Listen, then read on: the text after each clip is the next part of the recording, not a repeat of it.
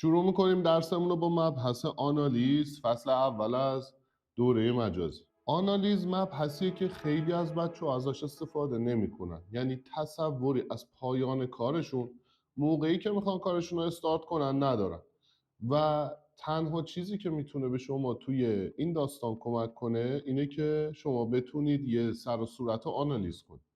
حالا اصلا خود آنالیز یعنی چی؟ ببینید، آنالیز به زبان ساده یعنی به تعادل رسوندن سر و صورت، اما واقعا به این سادگی هم اجرا نمیشه و شما نیاز دارید که یه سری مبانی پایه راجع به این علم بدونید و بتونید اون آنالیزی که مد نظرتونه رو بتونید خوب انجام بدید. مبانی پایه از مبحث آنالیز دقیقاً بحثایی که ما قراره تو این دوره باز کنیم و به اونا بپردازیم و آموزش بدیم. چیزهایی که ما باید تو این دوره یاد بگیریم، یه سری مطالبی هست که به آنالیز کردن ما کمک میکنه. یعنی ما وقتی که عمیق میشیم روی یه مطلبی باید بدونیم که دقیقاً مثلا یک جمجمه از چه اجزایی تشکیل شده. برای همین هم ما اومدیم یه سری از این مطالب رو برای شما طبقه بندی کردیم که کار آنالیزو بتونید مثل یه آنالیزور حرفه‌ای انجام بدید. اولین مبحثی که قرار راجبش با هم دیگه صحبت بکنیم آناتومی جمجمه هست. یعنی ما قراره به شما قوسا و سطح صافا رو آموزش بدیم و به شما بگیم که دقیقا این قوسا و سطح صافا چه جوریان، چه جوری روشون میشه شکل سازی انجام داد، نواقصشون چیه و دقیقا به چه درد ما میخورن.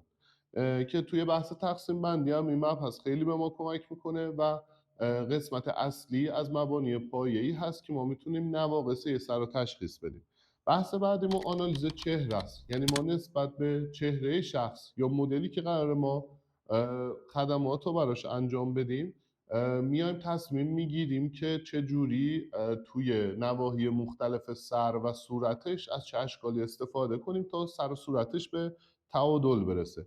و مبحث بعدیش این که ما باید محورهای سر رو یاد بگیریم و بدونیم مثلا طول و عرض و کدومن و حرکت توی محورها چه تأثیری روی کار ما میذاره. و به عنوان مبحث آخرم یه بحث کلیدی داریم راجع به آنالیز مدل‌های پرکاربرد، یعنی همون چند تا مدلی که شما توی سالوناتون دقیقاً برای مشتریاتون یا حالا مثلا برای مدلاتون میخواین اجرا بکنین و دقیقاً برای شما آنالیز میکنیم و بهتون میگیم که اینا رو باید چه جوری دقیقاً نسبت به هر جمجمه‌ای طراحی کنیم. یه نکته مهم راجع به بحث آنالیز میخوام بهتون بگم. بعد از اینکه شما این دوره رو کامل کردید و دیدید قرار نیست که بتونید خیلی راحت آنالیز بکنید و یه تمرینی هم پایان صحبت ها میخوام بهتون بدم که بتونید با این تمرین مثل یه آنالیزور حرفه‌ای برخورد کنید. شما به عنوان یه آنالیزور مبتدی زمان زیادی رو نیاز دارید که تمام این المانا رو کنار هم بچینید و به یه نتیجه برسید که حالا مفید باشه برای اون شخصی و مدلی که قراره کار خدمات رو براش انجام بدید. شاید زمان خیلی زیادی ازتون بگیره، اما وقتی که شما میایید این کار رو چندین بار انجام میدید، تمرینش رو میخوام بهتون بدم.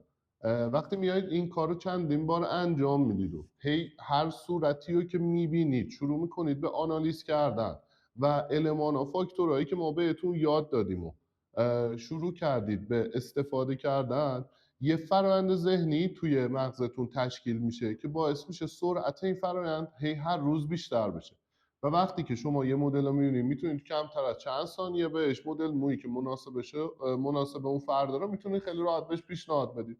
مبحث آنالیز خیلی گسترده است و این گستردگی به خاطر اینه که سر و کار شما با گوناگون ترین موجود روی کره زمین یعنی انسانه.